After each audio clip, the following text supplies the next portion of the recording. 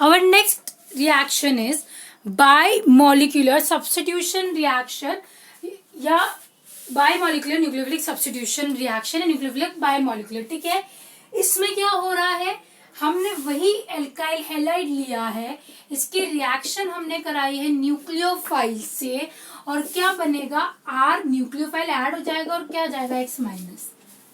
एक common example के through इसको पढ़ेंगे.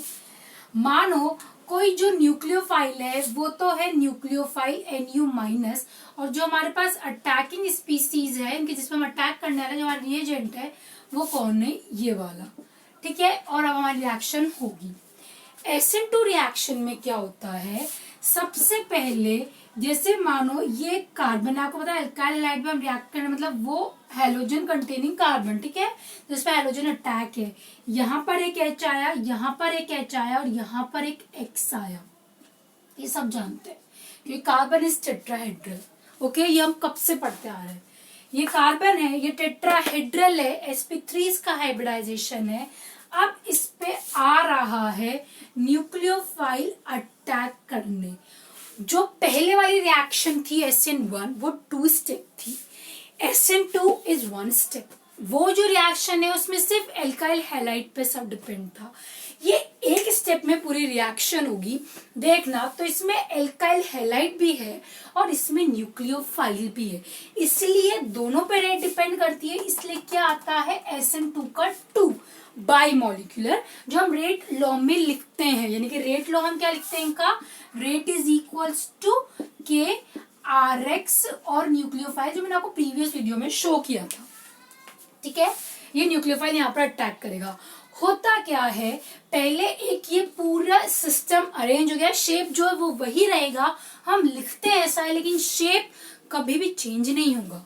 ठीक है, जिस टाइम न्यूक्लियोफाइल इस पे अटैक करना चालू करेगा एट द सेम टाइम ये जो हमारे पास लिविंग ग्रुप है यानी कि जो हैलोजन यहां से छोड़ के जा रहा है वो भी निकलना चालू होगा.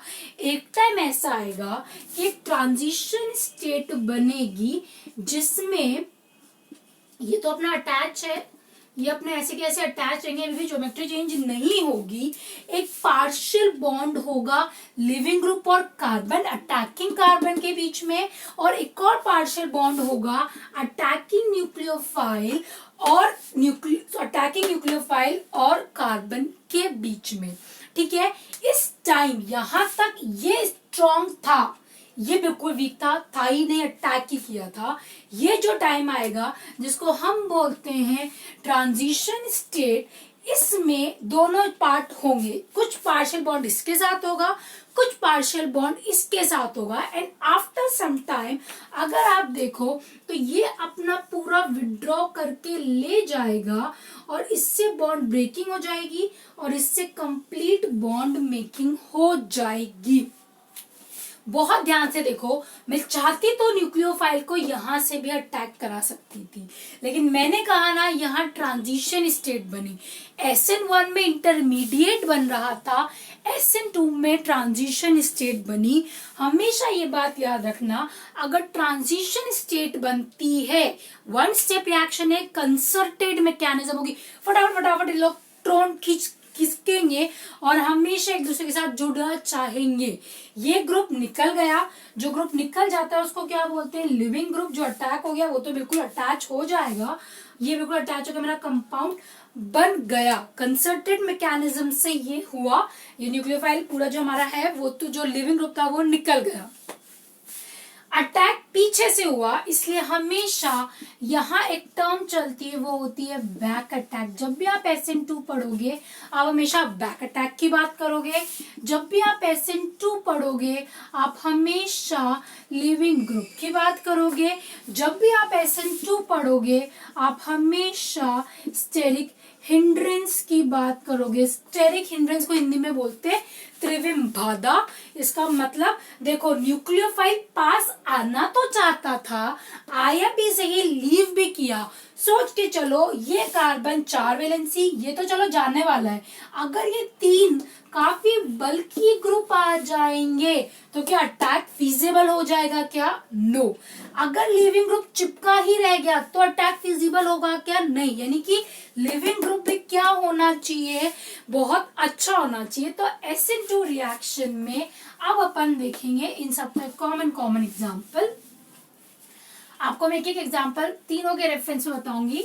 सबसे पहले बात करेंगे leaving group. Leaving group halogen के लिए अपन बात कर रहे हैं, क्योंकि अपन पढ़ भी किसके रेस्पेक्ट में रही है? हैलोजन के रेस्पेक्ट में।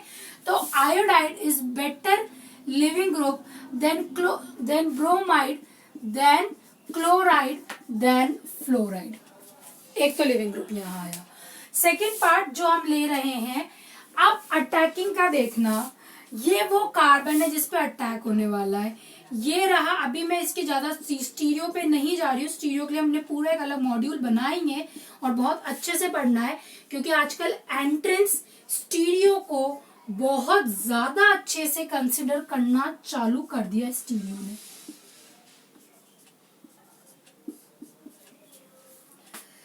आपके सामने जो ड्रॉन है, इसकी वैलेंसी रह गई थी, सॉरी। आपके सामने जो ड्रॉ है,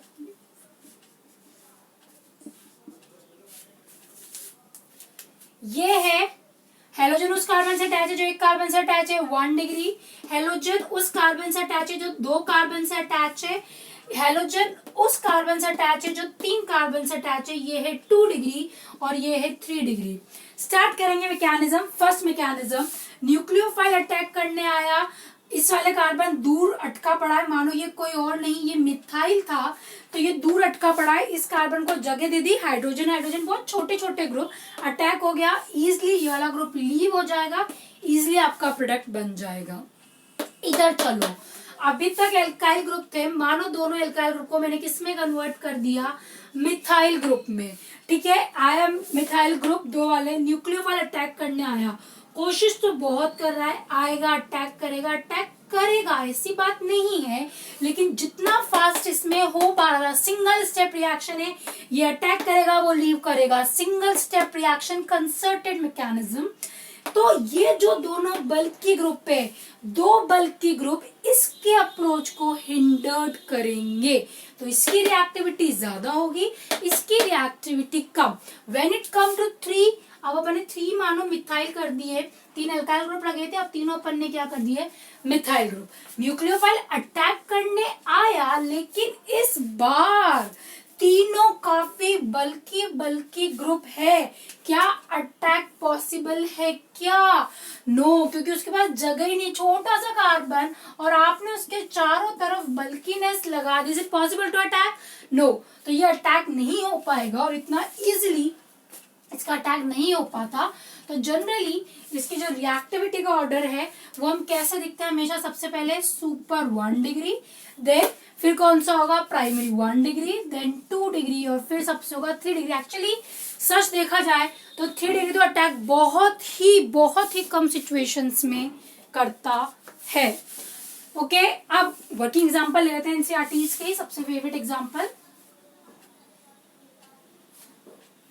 Second, working examples we are going to learn.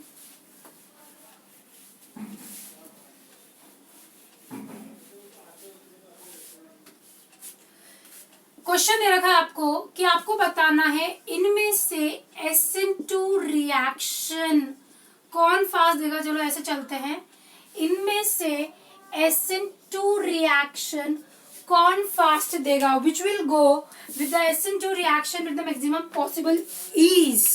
Okay, आपके पास 2 है, once again it is A, it is B. Okay, go with that. Concept कहता है न्यूक्लियोफाइल आएगा, अटैक करेगा, बायोमोलिकुलर सिंगल स्टेप होगा, बैक अटैक होगा। दिमाग में SN2 सुनते ही 2 टर्म आनी चाहिए, बैक अटैक, लिविंग ग्रुप। जिसको ये आता है back attack, leaving group, steric interest जिसको आता है उसको ये चैप्टर आता है। ठीक है, न्यूक्लियोफाइल अटैक करने आया, देखो हेलोजन से अटैच कार्बन, एक कार्बन से अटैच है, इट इज 1 डिग्री। हेलोजन से अटैच कार्बन 2 कार्बन से अटैच है, ये कौन सा है? 2 degree which is easy to attack 1 degree, और 2 डिग्री बहुत दूर पहुंचेगा वो, तो which is more reactive, A is more reactive than B, because हम जानते हैं 1 degree is more reactive than 2 degree in SN2 reaction.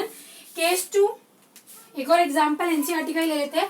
ये मुझे भी बहुत पसंद एग्जाम्पल एक्चुअली है, क्योंकि बच्चों को दिखता ही नहीं है कि हम किसकी बात कर रहे हैं. ये मेरे को बहुत पसंद है, क्योंकि बच्चों को बॉन्ड लाइन फॉर्मूला नहीं आता, वो 11 से बॉन्ड लाइन सीखते नहीं है. मैं हमेशा सिखाती थी, सिखाऊंगी भी, कि बॉन्ड लाइन जो होता है वो जहां पर पॉइंट कर दे वो अपने आप कार्बन है. जो खाली जिसका कोई नहीं उसका कार्बन है. यहाँ पर ऑलरेडी क्लोरीन अटैच है. अब पहले कार्बन को पकड़ो. वही क्वेश्चन है वापस, SN2 रिएक्शन को फास्टर करना है. कौन करेगा? वापस नाम दे दो. मानो ये आपका कोई ए कंपाउंड है, मानो आपका कोई बी कंपाउंड है, ठीक है. अब पहले तो हमेशा मार्क करो उस कार्बन को हेलोजन से अटैच कार्बन कार्बन, हेलोजन से अटैच कार्बन कार्बन. इसके पास कौन कौन है? 3 methyl group. It is 3 degree. जिसको ये नहीं दिख रहा उसको 11 पढ़ने की जरूरत है, कि इस कार्बन के पास 2 तो ऑलरेडी मिथाइल है, और जो एक रह गया, याद करो 10th क्लास, जब वो एक रह जाता है तो वो कौन होता है? हाइड्रोजन. उसके वैलेंसी सेटिस्फाई है, लेकिन क्योंकि कंडेंस, ये बॉन्ड लाइन फॉर्मूला है, इसलिए आपको शो नहीं किया जाएगा. तो SN2 की बात करते हैं. अगर SN2 की बात करें, न्यूक्लियोफाइल आया, इधर भी अटैक करने आएगा, न्यूक्लियोफाइल आया, इधर भी अटैक करने आया, तो आपको पता है क्या वो इधर अटैक कर पाएगा? यस. क्या वो इधर अटैक कर पाएगा? नो. ऑलरेडी 3 बल्कि ग्रुप, और क्लोरीन खुद अपने आप में बल्कि अटैक नहीं करने देगा. In that condition B is more reactive than A. Okay, अगर मैं हूं और पेपर में फ्रेम आउट करती हूँ तो मैं इसी में पूछती हूँ कि SN1 का भी ऑर्डर बताओ. SN1 में कौन ज्यादा रिएक्टिव होगा, ये वाला या ये वाला? तो लेट अस सी. SN1 आते ही दिमाग में आना चाहिए stability of carbocation. 3 degree greater than 2 degree greater than 1 degree than super 1 degree.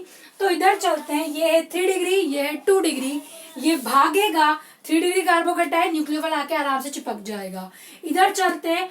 2 degree है, इतना आसानी से नहीं बनेगा, लेकिन धीरे. अगर 3 डिग्री होता तो ज्यादा जल्दी बनता. इन दैट सीरीज अगर SN1 हमें ऑर्डर देना होता तो हम क्या ऑर्डर देते हैं? ए की रिएक्टिविटी बी से ज्यादा है. मैंने अभी तक के मैक्सिमम इस चैप्टर के सबसे ज्यादा क्वेश्चन इसी पे डिपेंड है. प्लीज अच्छे से पढ़ना. In the next module, we are going to learn about the stereochemistry of the reaction stereo.